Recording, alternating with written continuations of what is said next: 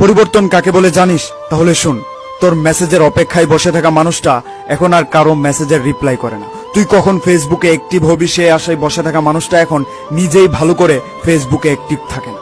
তোর মেসেজের অপেক্ষায় রাতে না ঘুমিয়ে বসে থাকা মানুষটা এখন তুই ঘুমানোর আগেই ঘুমিয়ে পড়ে। মেসেজ পাওয়ার পরে সাথে সাথে রিপ্লাই দেওয়া মানুষটা এখন মেসেজ পাওয়ার পরেও রিপ্লাই দেওয়ার আগ্রহটা হারিয়ে ফেলেছে। একদিন কথা না বললে যে মানুষটা রাতে না ঘুমিয়ে সকাল করে দিত, সেই মানুষটা এখন রাতে ঘুমানোর সময় তার ফোনটা অফ করে ঘুমায়, যাতে করে রাতের ঘুমে তাকে কেউ ডিস্টার্ব না করে। যে মানুষটা কথা বলতে গেলে তোমার সাথে ঝগড়া করতো, সেই মানুষটা এখন ঝগড়া কেন, কারোর সাথে মেসেজও করে না।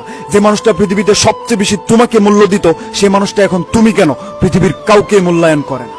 দুঃখ সুখ সবার জীবনে থাকে, কেউ প্রকাশ করে কেউ করে না। তবে হ্যাঁ, আমি প্রকাশ করি। তার মানে এইটা নয় তোর প্রতি এটা আমার দুর্বলতা। একটা কথা মনে রাখবি, এটা তোর প্রতি আমার আবেগ কমে যাওয়ার আগাম বার্তা। কোনো একজন জ্ঞানী লোক বলেছিল যে অতীত থেকে কিছু শিখো, তাহলে জীবনে অনেক কিছু করতে পারবে। তবে ওই ভদ্রলোক এইটা বলেনি যে অতীত নিয়ে আঁকড়ে থেকো না।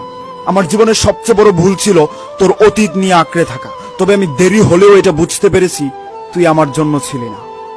ভালো থাক দূরে। Good bye.